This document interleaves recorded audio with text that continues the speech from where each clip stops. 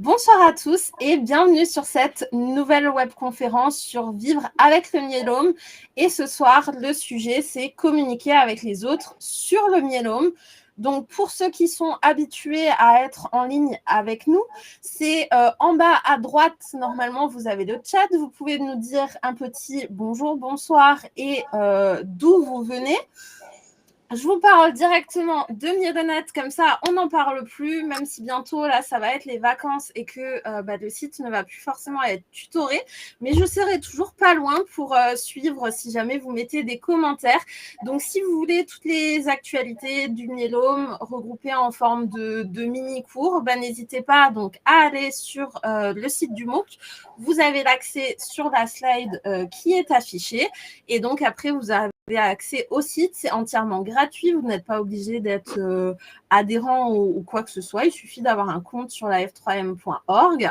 Et donc, comme je disais, aujourd'hui, il y a plus de 600 inscrits, il y a plus de 330 commentaires et il y aura quand même des petits tuteurs qui vont faire attention à ce qui va se passer pendant les grandes vacances. Mais sinon, tout reprendra à partir du 10 septembre. Voilà. Et je laisse sur ce la parole à Sophie. Bonsoir à toutes et à tous. Je suis ravie de vous retrouver pour cette dernière webconférence du MOOC Myélonet pour cette saison. Donc, nous nous arrêtons jusqu'à la journée nationale du myélome multiple qui aura lieu le 15 novembre. Le nouveau MOOC Myélonet reprendra juste après avec de nouvelles webconférences que nous vous proposerons à ce moment-là. Nous avons le plaisir ce soir donc d'accueillir Karen Kreuter qui travaille avec nous à la F3M, donc moi-même, Sophie Delmer, et Delphine que je laisserai toutes les deux se présenter tout de suite après.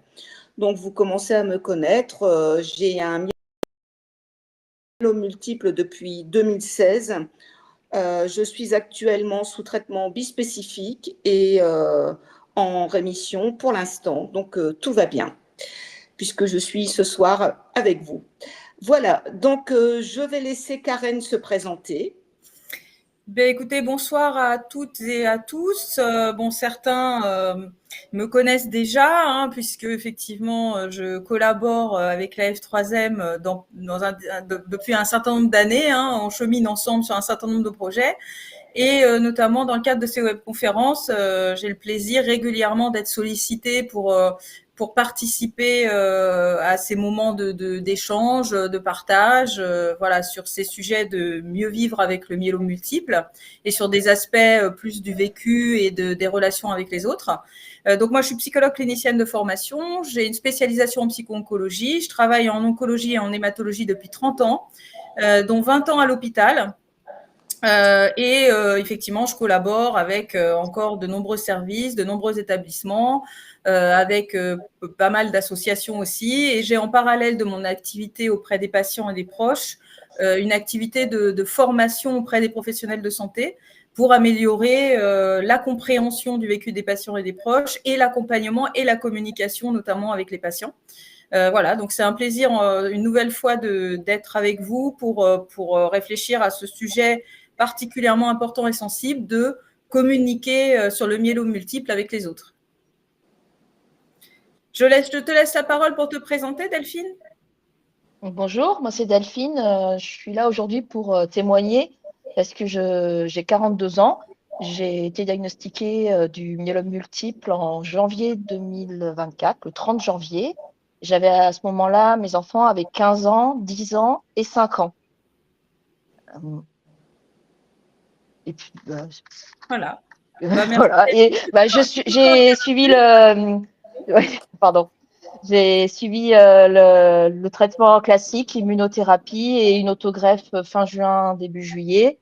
Et depuis décembre, j'ai le traitement d'entretien. C'est pas le classique, c'en est un en recherche clinique. Merci beaucoup, Delphine. Donc, nous avons la chance d'avoir Karen avec nous et c'est très important parce que le myélome multiple, c'est pas n'importe quelle maladie. C'est une maladie qu'on se traîne sur des années et des années. C'est compliqué de communiquer avec les autres parce que forcément, c'est tellement long, on se traîne tellement ça dans la durée que finalement, ça devient quand même difficile. Alors, il y a les annonces, bien sûr, comme quelqu'un comme Delphine, qui est jeune, qui a 3 enfants, et ça peut être très, très compliqué donc de parler avec ses enfants, avec ses parents, avec son conjoint, quand on est aussi jeune et qu'on a vraiment autre chose à penser que d'aller faire des traitements à l'hôpital et de se soucier de notre avenir. Voilà. Donc, nous aurons le plaisir d'entendre Delphine qui va nous parler justement de sa vie avec ce myélome et de sa façon de communiquer avec ses enfants, avec sa famille. Karen, avant que je laisse la place à Delphine, est-ce que tu veux rajouter quelque chose ? Effectivement, moi, je vais peut-être dire quelques mots sur en quoi communiquer sur le myélome multiple est un exercice difficile. Alors d'abord, il y a une première question que je voulais vous poser. C'est combien d'entre vous auraient été capables d'expliquer ce qu'est un myélome multiple avant de tomber malade ?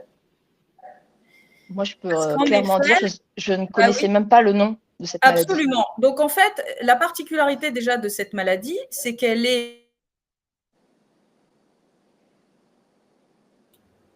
On a perdu Karen, je crois. Peu connue ou inconnue de la plupart d'entre nous, contrairement à d'autres pathologies dont on parle. Pardon ? Excuse-moi, Audrey. On t'avait momentanément perdu, c'est bon. D'accord, je suis revenue. Bon, excusez-moi, je n'ai pas perçu la coupure. Donc, effectivement, la particularité du myélome multiple, c'est une maladie qu'on ne connaît pas, dont on n'entend pas parler. Évidemment, ça complique la communication déjà du fait que vos interlocuteurs, comme vous, avant de tomber malade, ne connaissent pas le myélome multiple. Alors, effectivement, c'est une maladie assez complexe. Et comme tu le disais, Sophie, qui s'inscrit dans la durée. Donc, effectivement, la communication va devoir s'étendre depuis l'annonce du diagnostic, l'annonce potentielle de rechute, jusqu'à des périodes qui sont des périodes où finalement on identifie assez peu de choses, où votre entourage perçoit assez peu de choses dans ce que vous êtes en train de vivre, alors que vous vivez toujours avec ce myélome et avec des effets secondaires et avec une qualité de vie qui peut être très impactée, mais ce n'est pas forcément évident dans la durée que vos proches en soient toujours conscients. Alors déjà, pourquoi c'est difficile de parler du myélome multiple quand on est malade ? C'est qu'on est soi-même éventuellement débordé par certains sentiments ou certaines émotions, a fortiori dans les périodes d'annonce et dans les périodes critiques et difficiles, mais évidemment que c'est difficile de communiquer sur quelque chose quand on est soi-même débordé par ses émotions. Et on l'est souvent quand on a une telle maladie. Alors, est-ce que déjà, la question une autre question que j'ai envie de poser, parce qu'on a déjà évoqué la question de la compréhension que les autres peuvent avoir plus ou moins de ce que vous vivez en tant que malade, c'est tout est-il communicable et est-ce que tout peut être compris ? Alors ça, au début de cette webconférence, j'ai envie de rappeler que ce n'est pas le cas, qu'on ne peut pas tout communiquer, même si on le souhaite. Il y a des choses pour lesquelles on ne trouvera pas les mots, il y a des choses qui sont assez inexplicables si on ne les ressent pas soi-même. Et est-ce que tout peut être compris ? Eh bien, vous pouvez le constater dans votre quotidien depuis un certain temps. Ben non, c'est-à-dire que parfois, en dépit de la volonté de communiquer, on a le sentiment de ne pas forcément être compris ou qu'il y a une réception adaptée à nos attentes. Donc ça, c'est pour mettre un petit peu le cadre et les limites. C'est oui, certes, communiquer, ce qui n'est déjà pas facile, mais quoi qu'il en soit, il y a des limites à cette communication. Et il y a des choses qui, finalement, ne vont peut-être pas pouvoir être partagées. Voilà, je crois que c'est quelque chose qu'il faut qu'on arrive à accepter avant de se demander comment on peut mieux communiquer.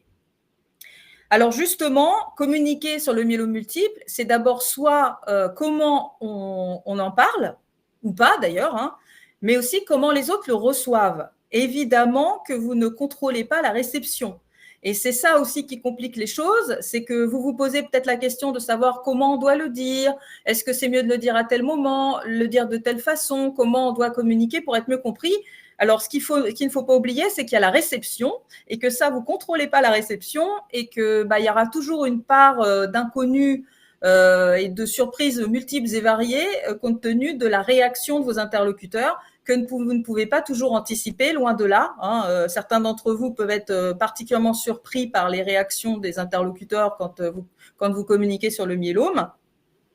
Alors déjà, pourquoi quand on est malade du myélome multiple, on pourrait décider de ne pas communiquer sur la maladie? Parce que ça, c'est possible. Certains d'entre vous décident de ne pas communiquer ou ont vécu des périodes où ils ont décidé de ne pas communiquer sur la maladie ou avec certaines personnes et pas avec d'autres. Donc déjà, pourquoi on pourrait vouloir ne pas en parler de ce myélome multiple? Alors déjà, une première chose, c'est en étant soi-même dans une difficulté de compréhension et d'acceptation. C'est-à-dire, ça peut même aller jusqu'à des situations un peu de déni dans un premier temps, c'est-à-dire soi-même, on n'arrive pas à intégrer réellement cette réalité, donc évidemment, il est difficile de communiquer sur cette réalité. On peut aussi avoir peur de ne pas trouver les mots, de ne pas savoir trop comment le dire, comment en parler, ce qui peut nous décourager de le faire. On peut avoir peur que le regard sur nous change, c'est-à-dire que nos interlocuteurs nous voient différemment à partir du moment où on communique sur le myélome multiple. Et d'ailleurs, ce n'est pas totalement faux, évidemment. Le regard de l'autre peut changer en fonction de cette communication. On peut avoir peur des réactions de façon plus générale de nos interlocuteurs et on aura l'occasion d'en reparler. Les réactions sont multiples et variées et parfois assez déstabilisantes, parfois heureuses, parfois moins heureuses. Donc évidemment, communiquer, c'est aussi s'exposer aux réactions des autres. Et puis, on peut aussi éviter de communiquer parce qu'on a peur de faire mal. On a peur de blesser, on a peur d'angoisser, on a peur finalement d'avoir un impact négatif sur nos proches. Et puis, dans des environnements moins proches, professionnels ou sociaux, on peut éviter d'en parler pour éviter certaines conséquences, parce que parfois, les gens peuvent changer de comportement ou ça peut compromettre un certain nombre de projets parce que les gens sont au courant qu'on est malade. Donc voilà, donc il y a un certain nombre de raisons qui peuvent nous pousser à ne pas en parler. Alors, du coup, pourquoi en parler? Pourquoi parler et communiquer sur le myélome multiple? Alors, d'abord, parce que parfois, on ne peut pas faire autrement, c'est-à-dire que parfois, on a besoin d'en parler. Donc, c'est important aussi de se libérer de cette parole quand on en a besoin. Aussi, pour ne pas s'isoler, pour aussi permettre aux autres de mieux nous comprendre et donc de mieux s'adapter. Donc, ça, c'est important aussi. Alors, effectivement, pour ceux qui communiquent sur le myélome, il y a ces réactions des autres et on aura l'occasion d'en reparler certainement. Mais dans ces réactions multiples et variées à cette communication sur le myélome, on peut avoir en face de nous des gens paniqués, des gens qui banalisent, des gens qui ont des injonctions, tu es fort ou ça se guérit, des gens qui vont avoir des questions à répétition plus inadaptées les unes que les autres, des gens vont être froids, distants dans l'évitement, des gens vont nous infantiliser, des gens vont sortir des lieux communs. Il y en a qui vont raconter leur propre expérience. Ma voisine, elle a un cancer, ma grand-mère, etc. Donc voilà, donc ça fait partie un petit peu de ce que peut susciter la communication sur le myélome et c'est ce qui peut aussi parfois compliquer en fait l'expression qu'on peut avoir sur la maladie et sur notre propre vécu. Je vais laisser la parole à Delphine qui va justement nous expliquer dans son expérience personnelle ce qui a pu être compliqué ou ce qu'elle a trouvé peut-être comme solution pour communiquer sur le myélome multiple. Donc, moi, je voudrais rebondir sur ce que tu as dit par rapport à le dire aux autres personnes. Moi, j'en ai à peu près parlé aux personnes que j'ai choisies. Après, je leur ai aussi donné les clés pour pouvoir participer. Il y a beaucoup de personnes qui ne savaient pas trop comment réagir, un peu perdues, et notamment des mamans de copains de mes enfants. Et en fait, j'ai trouvé une bonne technique, c'est que il fallait que j'aille marcher tous les jours. Et je leur ai dit, y a le truc quand même un peu facile, c'est venez marcher avec moi quand vous pouvez, quoi. Mmh. Et en fait, comme ça, on papote et on marche et tout le monde est content parce que tout le monde a pris l'air, quoi. Et en fait, ça donne aux gens la sensation de participer. Maintenant, pour parler de mes enfants, moi j'ai 3 enfants et aujourd'hui ils ont 16 ans, 12 ans et 7 ans, mais au moment de l'annonce en janvier 2024, ils avaient 15 ans, 10 ans et 5 ans. C'est vraiment pas du tout anodin parce que j'ai été diagnostiquée le 30 janvier 2024. C'était le jour des 15 ans de ma fille. Donc, c'était une journée très particulière pour moi, avec le téléphone qui a beaucoup sonné, l'attente chez le médecin, une amie qui est venue attendre avec moi chez le médecin et qui pour me soutenir tout simplement parce qu'on ne savait pas ce qui allait se dire, mais on savait que ça n'était pas sympa. Et cette amie, elle est restée avec mes enfants à la maison pendant que moi, je suis partie à l'hôpital. Et donc, c'était une journée, entre guillemets, anormale. C'est pas normal que je sois pas là le jour de l'anniversaire de ma fille, encore plus ses 15 ans. Donc, quand j'ai eu le diagnostic, à peu près comme tout le monde, on m'a extrêmement bien expliqué ce que c'est cette maladie, parce que moi, je ne savais pas du tout ce que c'était. Je ne connaissais pas le nom. Je suis quand même plutôt instruite, je suis enseignante, j'ai plutôt le sentiment de connaître pas mal de choses. Et ben, ça, je connaissais pas. Et donc, ça m'avait presque surprise. Et du coup, j'ai bu les explications du médecin. C'était une médecin. Et avec toutes ces explications-là, le soir, en sortant de l'hôpital avec mon mari, on s'est regardé. Et là, qu'est-ce qu'on fait? Bah ouais, c'est ses 15 ans, c'est son anniversaire. Est-ce qu'on grille son anniversaire pour toujours? Est-ce qu'on le dit? Est-ce qu'on le dit pas? Et en fait, on a fait un choix hyper difficile de dire, en fait, si on lui dit pas, c'est pas sûr qu'il nous fasse confiance derrière. Et donc, on s'est regardé, on a dit, bon, ben, de toute façon, la journée, elle est pas normale, hein. Donc, faut lui dire. Il faut dire et il faut parler, il faut expliquer. Et donc, on a pris tout notre courage à deux mains et on a expliqué l'aspect technique. En fait, on a expliqué qu'est-ce que c'est que le myélome multiple avec ce qu'on avait comme bille. Et c'était difficile parce que bah, j'avais une ado de 15 ans, un jeune de CM2 de 10 ans et une choupette de maternelle de 5 ans. Donc, bah, on s'est un peu placé au niveau de la plus jeune pour expliquer d'un point de vue technique. Après, bah, elle est allée se coucher, puis on a utilisé des mots un peu plus difficiles quand on a eu les plus grands. Mais c'était très imagé en fait. Beaucoup à expliquer. Bon, ben, ça, il se passe ça dans le corps, il se passe ça dans le corps, il se passe ça dans le corps, il se passe ça dans le corps. Et ce qui a été très important pour nous, c'est de faire tout le temps référence au médecin. La docteure, elle m'a dit que, et notamment, elle m'a dit, il existe des médicaments. Et en fait, je me raccrochais énormément à cette phrase-là. Il existe un traitement, il existe des médicaments. Euh, je pense que c'est différent de rentrer dans le myélome aujourd'hui, il y a 10 ans et d'il y a 25 ans. Très différent, je pense. Et donc là, ben, on a répété en boucle. Et elle nous a expliqué que j'allais faire ça, que j'allais faire ça, que j'allais faire ça, que j'allais faire ça et que j'allais faire ça. Et en fait, en leur montrant ça, ça mettait en avant que ben, on allait être actif. Et mais c'était beaucoup d'énergie, hein. Et donc, il y a eu le jour de l'annonce, il y a eu les jours suivants, et en fait, bah, on a répété un peu bah, aux proches, et du coup, les enfants nous ont entendus. Et donc, il fallait tout le temps recadrer parce que selon la personne à qui on parle, on ne dit pas la même chose, on en dit plus, on en dit moins. Et donc, toujours recadrer ce qu'ils entendaient. Et là, j'ai réalisé quelque chose. En fait, à l'école, il y a d'autres parents qui sont malades. Je suis loin d'être la seule d'être malade, mais des maladies différentes. Et en fait, les enfants entendent des choses qui viennent de la maladie de cet parent, la maladie de cet parent, la maladie de cet parent.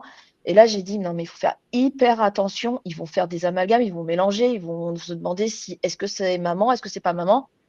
Et donc, c'est de là qu'est partie l'importance de leur dire les choses hyper concrètes. Et donc, pour ça, j'ai utilisé un outil que l'hôpital m'avait donné.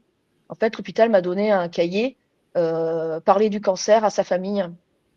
C'est valable pour. Il y a maman a un cancer et mamie a un cancer. Bon, moi j'ai maman. Hein. Et ce cahier, il permettait de montrer les ressources que l'enfant a et à qui on peut parler, à qui on peut. C'est un cahier où on dessine dedans, en fait. Il y a des pages écrites et des pages où on ajoute. Et par exemple, on dessine ma famille, donc c'est la famille, mais on dessine aussi qui est-ce qui m'aide. Et donc, on dessine les grands-parents, la copine, et on écrit à qui est-ce que tu en parles à l'école? C'est écrit. Est-ce que tu en as parlé à l'école?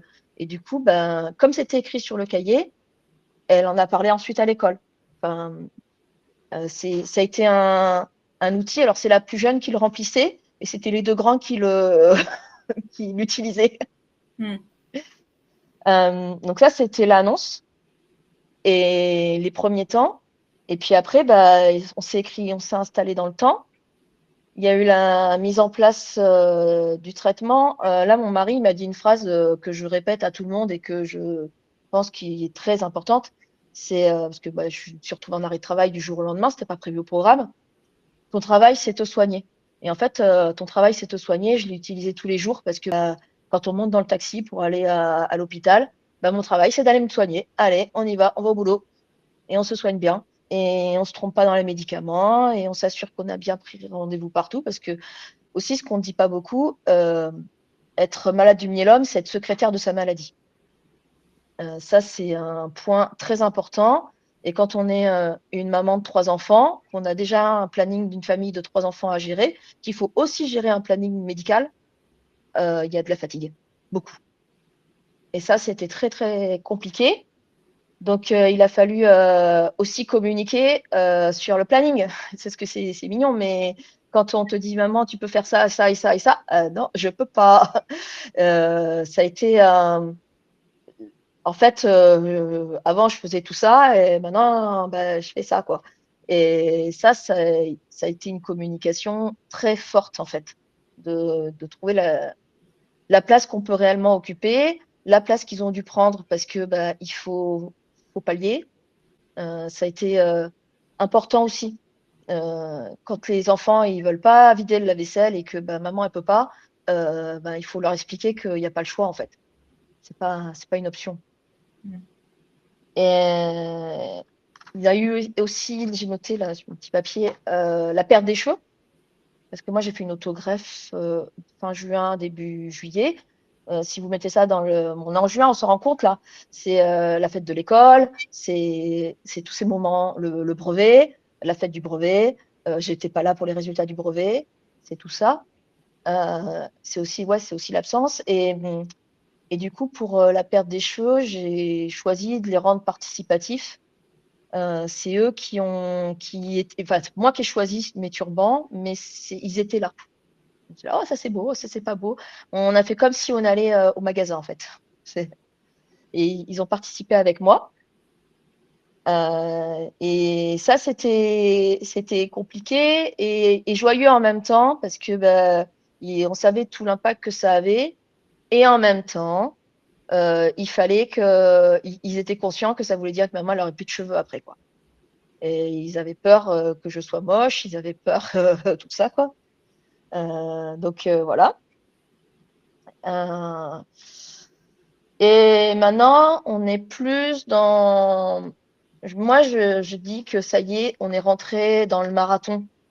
Dans ce que vous parliez tout à l'heure, c'est une maladie toujours en fait. Hein, et donc maintenant, là où au début la communication elle était sur qu'est-ce que c'est, maintenant la communication elle est sur comment on fait, quoi. Et c'est pas évident moi, c'est fatigant pour moi de toujours dire bah non, là, je peux pas, quoi. Bah non, là, je peux pas.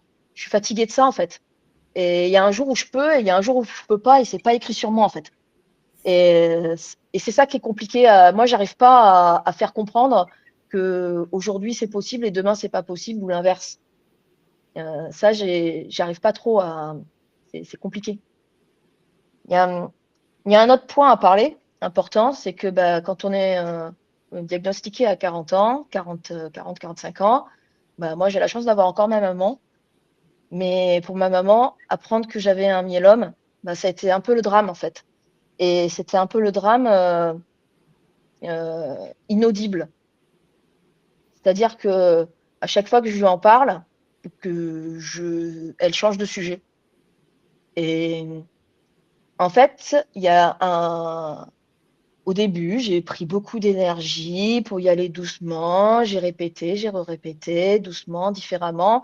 Je suis enseignante, donc à expliquer différemment, j'y arrive. Et j'ai fait, j'ai mis du temps, je l'ai ménagée, elle est venue plein de fois à la maison, mais en fait, elle n'arrive pas à entendre, en fait. Et avec les autres personnes, moi, je suis pas là, mais je le sais quand même, elle est très oh mon Dieu, Delphine, oh mon Dieu, Delphine, oh mon Dieu, Delphine. Et avec moi, c'est l'inexistence. Ça, c'est très compliqué parce que en plus, moi, ça me prend de l'énergie. Ça veut dire qu'il n'y a pas de partage. Ça veut dire qu'il n'y a pas de lien. Euh, avec une maladie comme ça, soit on partage la maladie, soit on partage plus grand-chose parce qu'en fait, c'est ma vie, en fait, hein, clairement. Hein. J'ai pas que ça dans ma vie, mais ça fait partie complètement de ma vie.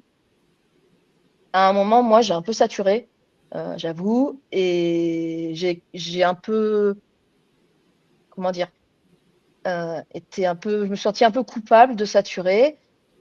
Et en même temps, bah, elle disait des trucs à mes enfants qui ne me plaisaient pas, du type je veux pas que cette maladie existe, ce serait mieux si cette maladie n'existerait pas, mais c'est pas leur vie en fait. Ça serait peut-être mieux, mais c'est pas comme ça en fait. C'est pas le réel.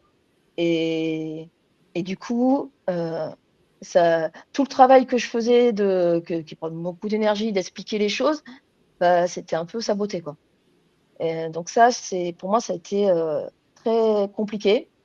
Euh, Aujourd'hui, je vais mieux, donc la maladie est moins omniprésente. Donc, bah, quand même, on se reparle de choses qui n'ont rien à voir en fait. Mais la maladie, c'est un sujet un peu, c'est tabou pour elle et pas tabou pour moi. Donc, comme Karen disait tout à l'heure, nous on peut parler, mais s'il n'y a pas de réception, c'est compliqué quoi. Donc ça, c'est quelque chose que je sais pas maîtriser, qui me rend malade, en fait, qui me rend triste, en fait. Et voilà. Est-ce que j'ai fait le quart d'heure? Bah, Oui, on est Delphine, bon. c'est toi qui vois. Si tu veux rajouter quelque chose, si tu penses avoir dit l'essentiel de ce que tu voulais communiquer. Bah, enfin, peut-être les questions qui vont. Bah, peut-être que les questions, on les accueillera tout à l'heure, un peu plus tard dans cette webconférence, dans pas très longtemps. Sophie, est-ce que tu voulais ajouter quelque chose? Delphine, est-ce que c'est bon pour toi? Euh, oui, là, j'ai l'impression que j'ai beaucoup parlé, en fait. Non, c'était très très bien. Je te Bon, remercie merci. vraiment. C'était très clair, très touchant, et ça, voilà, ça éclaire beaucoup de choses. Enfin, je trouve. Ah, Merci si, beaucoup. en disant, il y a quelque chose qui est important. C'est que moi, actuellement, ce qui est compliqué, c'est que ben, là, quand je disais qu'on est rentré dans le marathon de la maladie, c'est que les enfants grandissent. Et, et en fait, c'est compliqué parce que on faut réadapter son discours et comment les impliquer dans la maladie avec l'âge qu'ils ont en grandissant. Et donc, du coup, c'est pas toujours évident, en fait. Moi, je me fais accompagner par une oncopsychologue et heureusement, parce que sinon, je serais perdue, quoi. Ben, merci Delphine. Sophie, je ne sais pas si tu voulais du coup reprendre la main. Oui, j'ai un petit peu on a un peu de temps devant nous pour un petit témoignage. Voilà, bon, quand j'écoute le témoignage de Delphine et que je me dis avoir un myélome multiple à la quarantaine, enfin, c'est d'une cruauté quand les enfants sont petits, etc. Et il faut un courage immense parce que c'est vrai que c'est une maladie qui pompe toute notre énergie. C'est une maladie qui est omniprésente. Et d'ailleurs, moi, j'ai l'habitude de dire que c'est notre myélome parce que finalement, s'est installé au milieu de tout le monde et c'est vrai qu'on en parle souvent, peut-être trop souvent. En ce qui me concerne, en parler au moment du diagnostic, c'est pas que j'ai fait un déni, mais on m'avait aussi très très bien expliqué la maladie, en quoi ça consistait, son côté récidivant, etc. Et je me suis dit, bon voilà, tu as un traitement d'induction avant l'autogreffe de 4 mois, ça sert à rien d'affoler tout le monde maintenant. Attends un petit peu, réfléchis comment tu vas pouvoir dire les choses. Et puis, 1 mois est passé, 2 mois, 3 mois. Le 4e mois, j'ai fait une première chimio intensive, j'ai perdu mes cheveux. Et un bonheur n'arrivant jamais seul, ma mère est décédée. Et donc là, comme nous habitons loin, j'ai un enfant qui, à l'époque, avait 23 ans, donc un adulte, hein, mais qui, lui, il avait déjà perdu son père quelques années auparavant. Et c'est pour ça, surtout, que par rapport à lui, je m'étais dit, attends, parce que là, il va avoir tellement peur de perdre son 2e parent qu'il faut que tu attendes un petit peu. Sauf que, voilà, comme ma mère est décédée, j'avais perdu mes cheveux. Je me suis pointée face à lui avec un turban, donc il a compris immédiatement ce qui se passait. On en a discuté, mais il était très, très en colère, parce que il m'a dit que si j'étais décédée sans lui en parler, d'ailleurs, il m'a demandé quand je comptais lui en parler.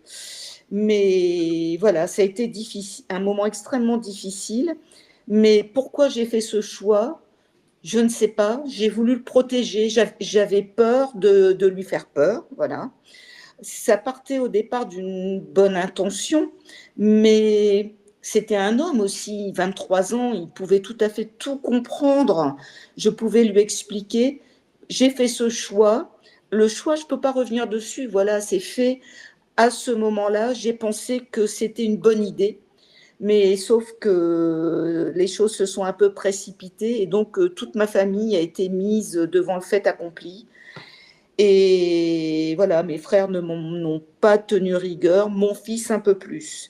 De fait, aujourd'hui, c'est pas qu'on a une communication compliquée à ce sujet, mais par rapport à lui, mon myélome n'est pas un sujet de conversation. Alors, je ne peux pas lui en vouloir. J'ai sûrement généré quelque chose de cet ordre. On n'en parle pas. Très peu, très peu. Là, j'ai fait une rechute extrêmement brutale. Il a été aussi présent qu'il a pu, puisqu'il a un métier très prenant. Mais maintenant que je vais mieux, on se téléphone régulièrement, mais le myélome n'est toujours pas un sujet de conversation. Voilà. Alors, c'est vrai qu'on a à la fois pas envie d'en parler parce que cette maladie nous prend toute notre énergie, nous prend notre temps.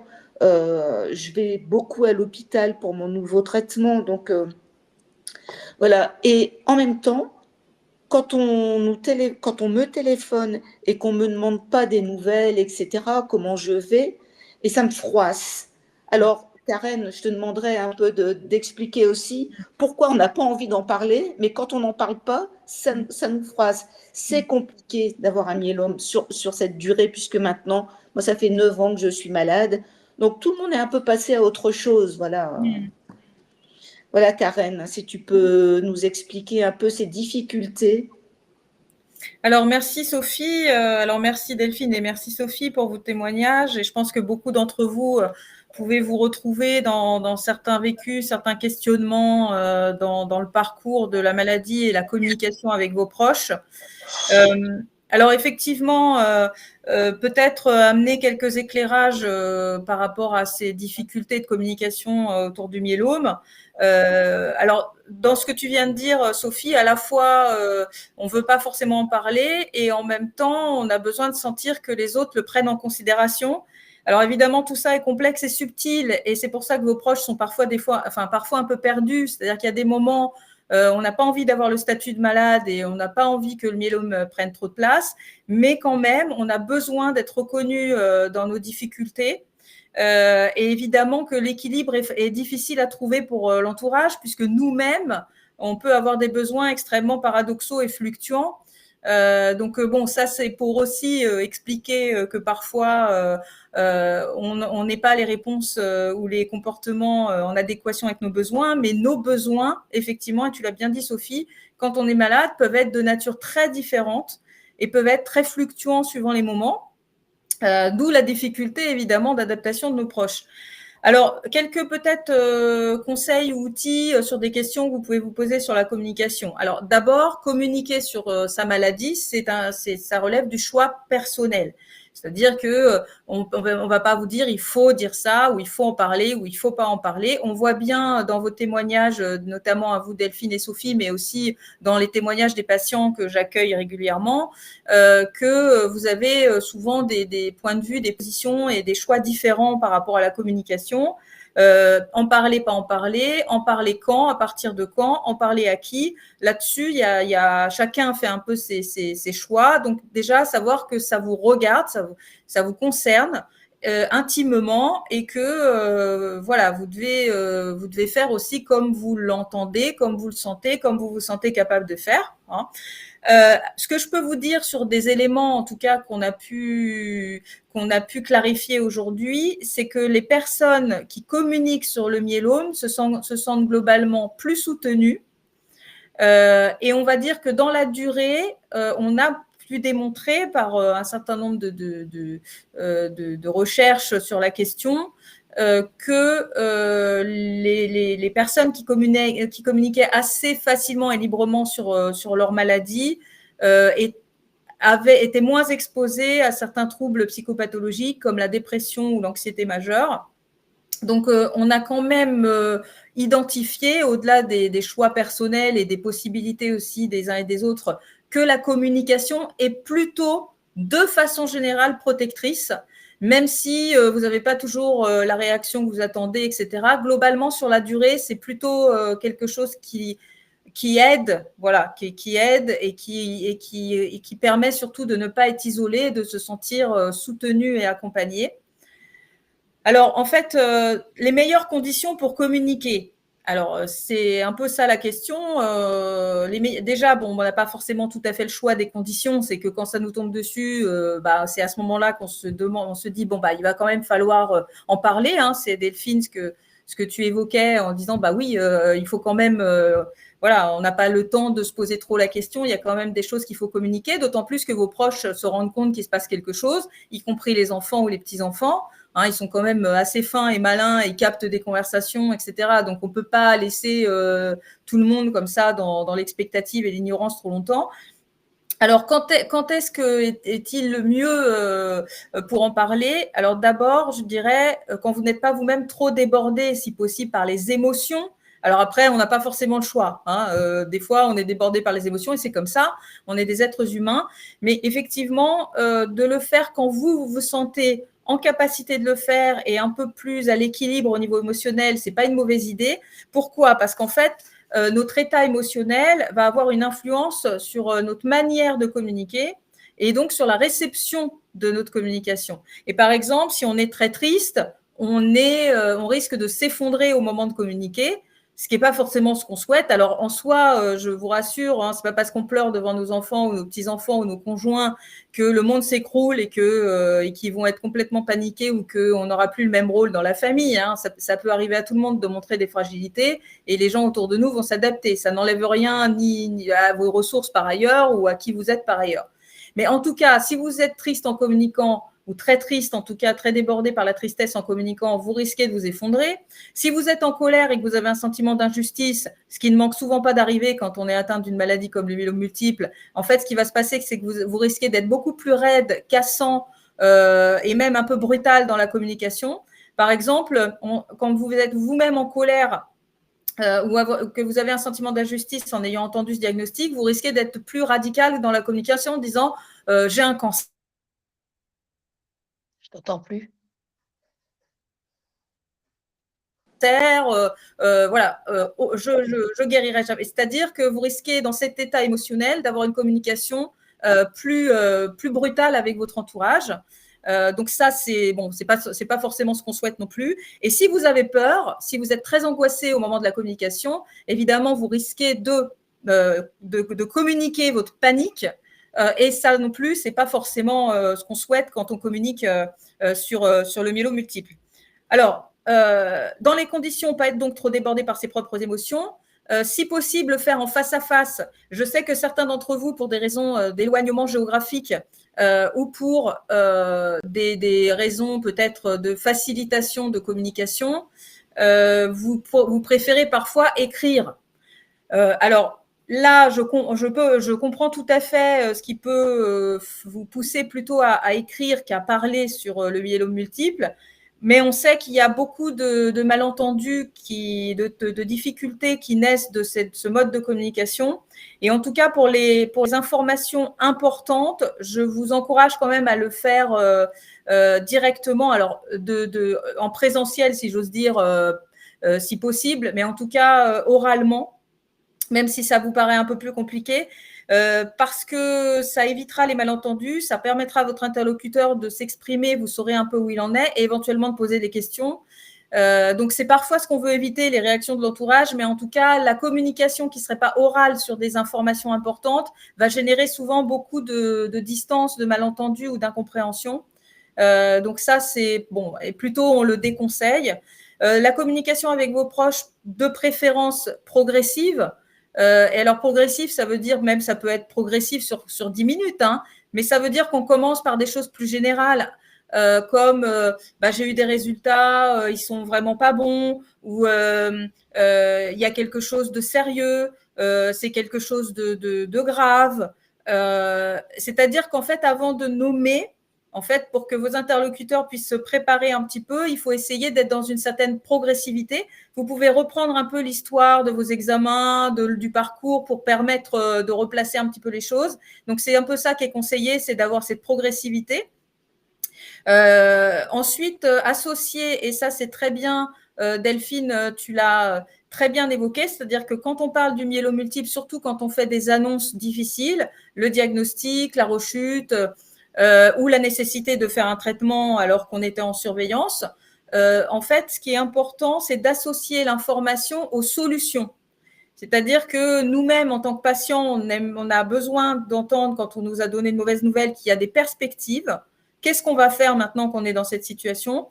Vos proches ont besoin aussi de ça. Ils ont besoin d'entendre assez rapidement qu'est-ce qu'on va faire, en fait, qu'est-ce qu'on met en place.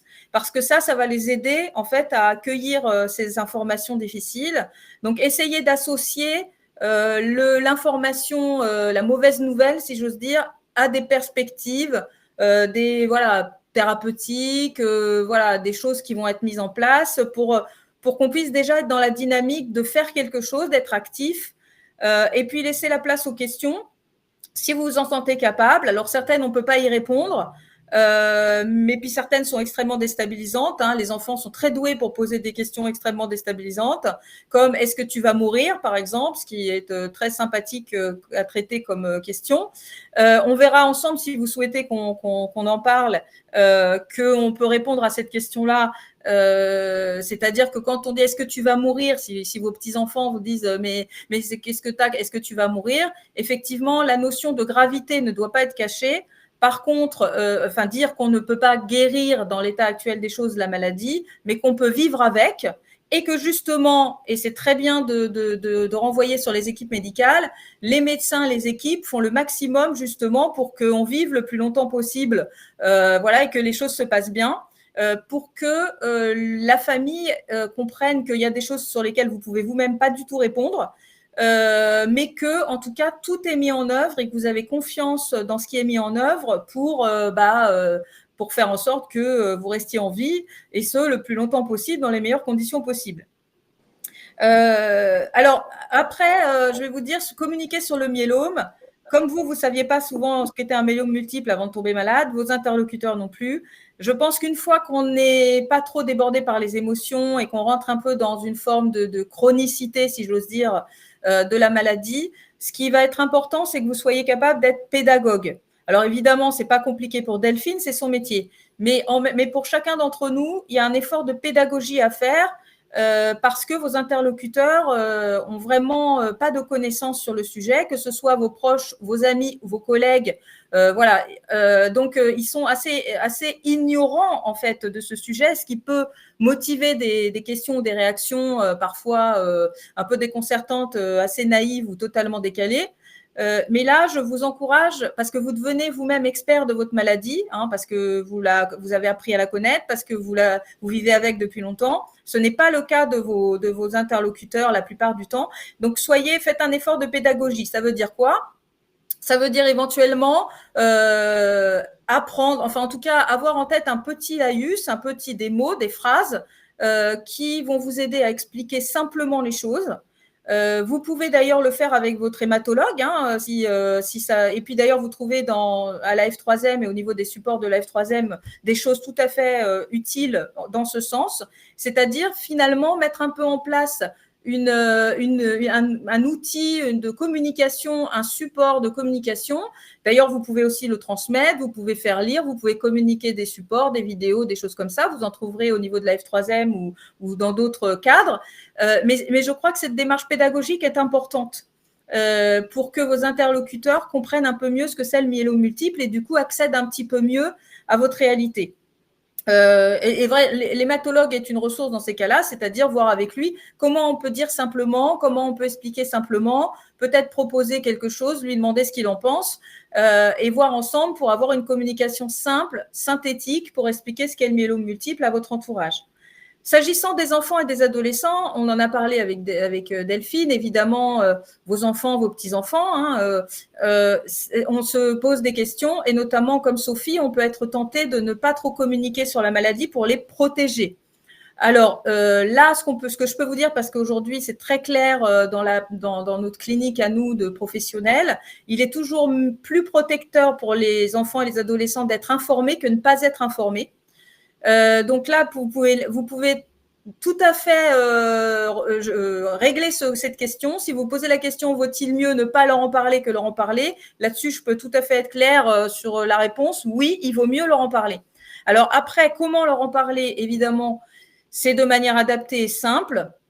Utilisez des mots simples, soyez rassurants et confiants, mais surtout, ne soyez pas trop confiants non plus. C'est-à-dire qu'en fait, on a envie de les rassurer, mais n'éludez pas le côté quand même sérieux, n'éludez pas le fait que peut-être il y aura d'autres traitements à faire, n'éludez pas le fait que pour l'instant ça va, mais peut-être qu'à un moment donné, il y aura un traitement à faire, parce qu'en fait, cette petite réserve va permettre à chacun de se préparer à d'éventuelles séquences plus compliquées, parce qu'évidemment, dans d'autres pathologies où il est plus simple de parler de rémission ou même de guérison, et d'ailleurs, comme le disait Delphine, il y a d'autres enfants ou d'autres adolescents qui ont des parents malades ou des grands-parents malades et qui vont peut-être, eux, se dire, en fait, quand on a fini les traitements et que on est guéri, ou alors on n'en entendra plus parler. Et en fait, je crois que ce qui est important, c'est de laisser cette porte ouverte à la maladie est toujours là, les choses on se sent bien, c'est équilibré, mais on surveille et peut-être qu'à certains moments, il y aura des choses à faire.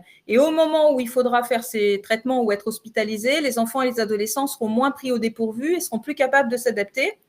Ce qui est important, c'est qu'ils aient des espaces de parole au-delà de vous, hein, de vous qui êtes malades, parents ou grands-parents. Les cousins, des amis, des parents d'amis, ça peut être des professionnels, les psychologues, etc. Mais souvent, ils ne disent pas certaines choses dans le cadre familial intime et par contre, ils parlent à des gens qui sont plus éloignés. Donc, par exemple, le petit week-end organisé avec le tonton et les cousins, la petite séquence de vacances, de colo, tout ça sont des espaces où vos enfants et vos petits-enfants peuvent parfois exprimer des choses qui ne vont pas exprimer avec vous, mais qui sont importantes à exprimer. Et puis, de façon générale, il faut essayer d'accueillir les réactions de vos interlocuteurs avec un maximum de philosophie, parce que c'est ça qu'il faut, parce qu'à certains moments, il en faut. Hein. Alors, des fois, vous ne serez pas capable, des fois, ça va vous choquer, des fois, ça va vous contrarier, les réactions, parfois, ça va vous êtes démunis, vous êtes déçus, mais en tout cas, vos proches sont souvent très, très impactés par ce qui arrive et pas toujours très adroits. Ils ont de bonnes intentions, mais c'est pas toujours, les effets sont pas toujours à la hauteur des intentions. Et je vous encourage, même si c'est vous qui êtes fragilisé et qui êtes malade, à essayer de cultiver la philosophie dans l'accueil des réactions des uns et des autres, parce que sinon, vous vous exposez de manière chronique à beaucoup de contrariétés. Et puis, un autre petit outil, déléguer la communication ou faire participer d'autres personnes à la communication. On l'a vu avec Delphine, elle l'a fait avec son conjoint. C'est que réfléchissez pour communiquer. Est-ce que ce serait mieux avec un proche? Est-ce que quelqu'un d'autre peut le faire à votre place pour certains membres de la famille? Est-ce que vous pouvez le faire avec l'hématologue? Parce que les hématologues peuvent tout à fait, ou une infirmière, être présents pour communiquer avec votre famille, y compris les enfants. Nous aussi, psychologues, oncopsychologues, on peut tout à fait organiser des moments comme ça où on va communiquer ensemble sur la maladie. Ça peut vous aider. Et de manière générale, on a évoqué, notamment Delphine, on a des supports adaptés, notamment des BD, comme par exemple L'art de combattre le myélome multiple, ou des BD créés par Sanofi, Mamie a un myélome, Mamie est malade, elle a un myélome multiple, ou Mamie a un myélome, mais papy est là, etc. Il y a des BD très sympas qui ont été conçus pour expliquer le myélome. Et c'est des supports effectivement qui peuvent vous aider. Les hôpitaux peuvent vous en fournir. La F3M peut aussi vous orienter. La Ligue contre le cancer a aussi certains outils. Donc, n'hésitez pas à aller à la recherche d'outils qui peuvent vous faciliter les choses dans la communication. Voilà un petit peu dans les informations que je souhaitais vous transmettre. Je vous propose qu'on réponde collectivement éventuellement à vos réflexions ou à vos questions. Je ne sais pas si Sophie, Audrey, Delphine. Oui, alors j'ai vu quelques, ce ne sont pas des questions, mais plutôt des réflexions. Il y en a deux dont je vais te faire part maintenant. C'est Joël qui nous dit, mais la maladie, ça dérange, non? Voilà, Alors oui, alors Joël, oui, alors bien sûr, hein, déjà tout le monde préférait, vous le premier, de pas être malade, ou la première de pas être malade, et en fait, évidemment que ces nouvelles difficiles qui angoissent, qui évoquent la mortalité, la fragilité, voilà, c'est des choses qui font quand même peur et qui éloignent un certain nombre de personnes. C'est pour ça d'ailleurs que dans votre entourage, vous avez sûrement des personnes qui se sont éloignées ou qui n'ont pas été présentes comme vous l'auriez souhaité. La plupart du temps, c'est pas de l'indifférence, c'est plutôt une difficulté en fait à faire face à la réalité du myélome, et une incapacité en fait à vous aider et à être présent dans cette période, ce qui n'excuse pas forcément le comportement, mais ce qui peut l'expliquer. Donc oui, bien sûr que d'être malade, ça va éloigner un certain nombre de personnes, ça va inquiéter, ça va angoisser. Beaucoup seront démunis parce qu'ils ne sauront pas quoi vous dire ou quoi répondre. Donc, effectivement, ça va mettre à distance un certain nombre de personnes. Pas tout le monde, mais un certain nombre. Moi, je constate que les personnes avec qui la communication avant n'était pas parfaite, c'est devenu, ça s'est fortement éloigné. Et les personnes avec qui il y avait une communication qui était déjà plus ou moins à peu près normale, pas de qualité, mais normale, là, ça, au contraire, ça a été très, très riche en fait. Et je trouve plus simple de communiquer avec les personnes de ma génération qu'avec la génération au-dessus. Oui. En tout cas, ce que tu dis, Delphine, qui est important, c'est que la qualité de la relation et de la communication avant l'épreuve de la maladie, évidemment, ça a une grande influence sur comment les choses vont se passer. Mais même pour des gens dont on est proche avant le diagnostic, malheureusement, parfois, certains ont pu le vivre et certains l'expriment en consultation. En dépit d'une bonne relation et d'un lien de confiance avant la maladie, certains, malheureusement, ne sont pas présents et ne répondent pas comme on le souhaiterait. Mais effectivement, le fait d'avoir une bonne relation à la base, quand même, aide à accueillir l'événement et à accompagner, et même à renforcer le lien. Il y a aussi une remarque d'Yves que je trouve très intéressante et qui nous dit non, notre maladie, être malade, c'est vraiment pas une honte, et c'est plus facile d'en discuter, de montrer qu'on a le moral. Mais Karen, comment on montre quelque chose qu'on n'a pas forcément? Le moral, ça s'achète pas chez Leclerc. Ben non, Voilà. alors ça c'est un peu ce qu'on souhaite, hein, c'est avoir le moral et être capable d'être résilient par rapport à tout ça tout le temps. Bon, il s'avère qu'humainement c'est pas réalisable, hein, et qu'il y a des moments, même en ayant des ressources, il y a des moments où on est découragé, on a peur, voilà, on est déçu, on en a marre de se sentir fatigué, on en a marre de voir qu'il y a certaines choses qu'on n'est plus capable de faire. Voilà, il y a des tensions, il y a de l'usure chez les proches, dans les relations. Donc, effectivement, enfin, être entre guillemets dans une dynamique d'essayer d'avoir le moral et de tout faire pour ça, parler, se faire aider, rester actif, avoir de l'activité physique adaptée, communiquer avec les médecins et avec les paramédicaux si on est en difficulté pour se faire accompagner, mettre en place en fait des choses qui continuent à avoir du sens et qui renforcent notre qualité de vie. Tout ça est une démarche très positive, mais évidemment, il y a des moments on n'a pas le moral et effectivement on l'achète pas et ça se décrète pas et c'est normal.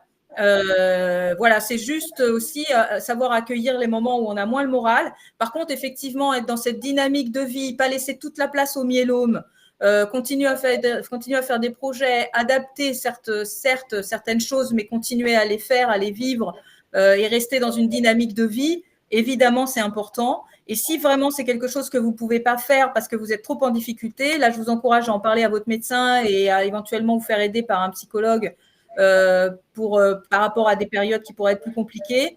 Parce que parfois, ce soutien, ce petit levier suffit à redynamiser un petit peu la machine. Mais en tout cas, effectivement, il y a des moments, avoir le moral, c'est pas possible. C'est tout à fait normal.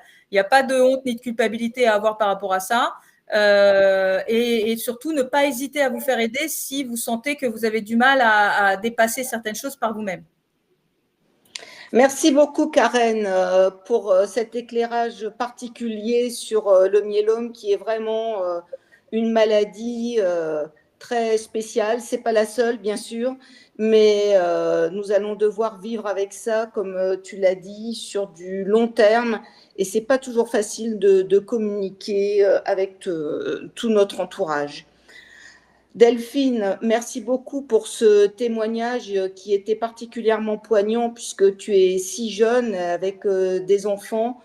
Ta façon de voir les choses, je suis persuadée elle a donné aussi de l'énergie à toutes les personnes qui sont jeunes comme toi et qui, elles aussi, ont des enfants. Karen, c'était vraiment très, très clair, tes explications. Je vais repasser la main à Audrey. Audrey, est-ce que tu as un petit mot de la fin? Écoutez, moi, je suis toujours très contente de participer à ces webconférences avec vous tous. J'espère en tout cas que les thèmes qu'on aborde à chaque fois vous conviennent et que ça vous apporte des réponses que vous attendiez. Je rappelle, si jamais, que c'est la dernière webconférence de ce cycle, en tout cas pendant toute la période des grandes vacances, finalement jusqu'à la prochaine JNM qui est le 15 novembre. Il n'y aura pas de webconférence. Néanmoins, le MOOC reste disponible. La chaîne YouTube reste accessible également avec les replays des webconférences. En tout cas, merci beaucoup à toutes les trois, à Sophie, Karen et Delphine pour leur temps et le témoignage ou les explications professionnelles de Karen. J'ai vu passer un petit mot aussi. Est-ce qu'il y aura une JNM en Suisse dans le canton de Vaud? Alors, je ne sais pas si nos amis suisses feront cette année une journée du myélome comme nous le faisons en France et aussi en Belgique et dans d'autres pays d'ailleurs. La question s'affinera peut-être un petit peu après les vacances. Et voilà, là tout de suite, je ne peux hélas pas répondre à ça. Ouais. Après, la seule chose qu'on peut dire pour les gens qui n'ont pas la chance d'avoir une JNM près de chez eux, alors il y en a toujours une qui est filmée, c'est aléatoire dans la France. Chaque année, il y en a une différente. Alors bien sûr, le contenu, vous ne l'avez pas tout de suite parce que ça nécessite des heures de montage, etc. Mais il y en a toujours qui sont disponibles, donc vous pouvez consulter les dernières sur la chaîne YouTube également. Voilà. Eh bien, merci Audrey. Merci beaucoup Karen, merci Delphine. Je vous souhaite à tous et à toutes un magnifique été et puis nous nous retrouvons donc au mois de novembre. À très bientôt. Bonsoir. Bonsoir. Bonsoir.